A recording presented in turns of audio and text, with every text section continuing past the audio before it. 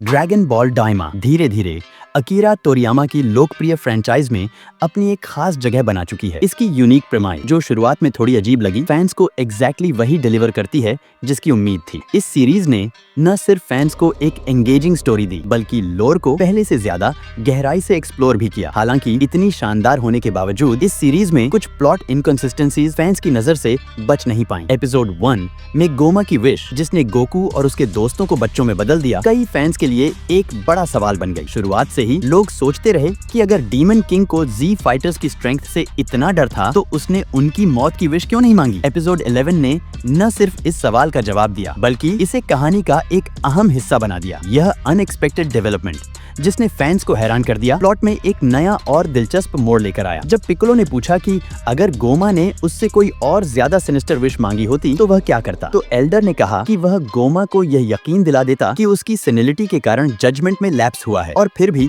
उन्हें बच्चों में बदल देता। हालांकि सीधे तौर पर नहीं, लेकिन पिकोलो का असली सवाल यह था कि क्या नेवा का कभी जी फाइटर्स को नुकसान पहुंचाने का कोई इरादा था। उस समय एल्डर ने हीरोज के लिए किसी भी तरह के खतरे का संकेत नहीं दिया। उल्टा उसने यह कहकर अपनी हैरानी जताई कि वे बच्चे बनकर भी इतनी स्ट्रेंथ बनाए रखने में कैसे सफल हुए। नेवा का असली उद्देश्य क्या हो सकता है। हालांकि इसने एक बड़े प्लॉट होल को भी भरने का काम किया। एल्डर की बातों से यह स्पष्ट हुआ कि गोमा ने गोकू और उसके दोस्तों को खत्म इसलिए नहीं किया क्योंकि डीमन किंग के दिमाग में यह बात आई ही नहीं। साथ ही अगर उसने शेनरॉन का सहारा लेकर अपने दुश्मनों को खत्म करने की कोशिश की होती तो नेवा उसकी विश को बदलकर उसे ऐसा करने से रोक देता। ड्रैगन बॉल डाइमा के एपिसोड 11 ने कहानी की एक बड़ी समस्या को हल कर दिया है, लेकिन इससे फैंस यह सवाल करने लगे हैं कि सीरीज इस दिशा में क्यों आगे बढ़ रही है। नेवा का हीरोज के जिंदा रहने का मुख्य कारण होना एक ऐसा खुलासा है जो एक इविल नेमकियन के लिए बिल्कुल असंगत लगता है। जब उसकी पहली बार एंट्री हुई थी तो एल्डर एक शक्तिशाली और विश्वासघाती व्यक्ति के रूप में दिखाया गया था, जो डीमन किंग के साथ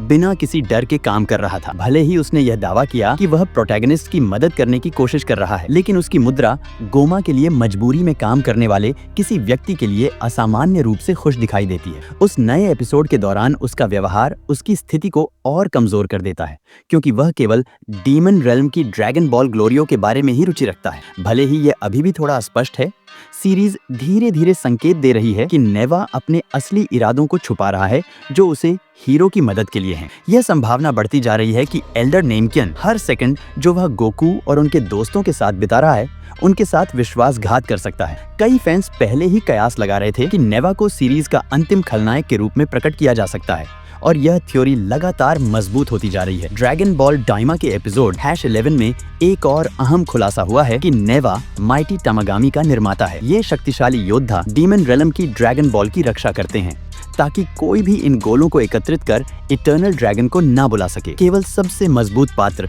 जैसे गोकू या वेजिटा ही इन रक्षकों को पराजित कर सकते हैं, क्योंकि उनकी शक्ति डीमन किंग की तुलना में भी कहीं ज्यादा है। संभव है कि नेवा नेमकियन ड्रैगन वंश का सदस्य होने के नाते अपनी रचनाओं को हराने के लिए आवश्यक शारीरिक ताकत न रखता हो, इसलिए उसे तामागामी को हराने की ताकत वाले योद्धाओं की जरूरत है ताकि वह ड्रैगन बॉल्स को हासिल कर सके। डीमन रेल्म के खजाने को पाने की इस इच्छा के पीछे ही उसका हीरोओं के प्रति अजीब सा व्यवहार छुपा हुआ है। हो सकता है कि नेवा उस समय का इंतजार कर रहा हो जब जी फाइटर्स 3 ड्रैगन बॉल्स एकत्र कर लें ताकि वह अपनी अभी तक अनजान विश को पूरा कर सके। उसका चालाक योजना बनाने का इरादा ही हो सकता है। यही वजह है कि वह हीरोओं के साथ बाकी 2 गोलों को इकट्ठा करने में अपनी रुचि दिखाता है। इसके बजाय कि वह प्रोटैगनिस्ट को फिर से बड़े बनाए, नेवा उनका विश चुराने की योजना बना सकता है। ड्रैगन बॉल डाइमा की कहानी ने शुरुआत से ही फैंस को ट्विस्ट्स और टर्न से बांध रखा है, जो उन्हें हमेशा अपनी सीट से जोड़ के रखता है। नेवा की भूमिका में एक बड़ी संभावना है जो भविष्य में दर्शकों को चौंका सकती है, चाहे वह सीरीज का अंतिम खलनायक हो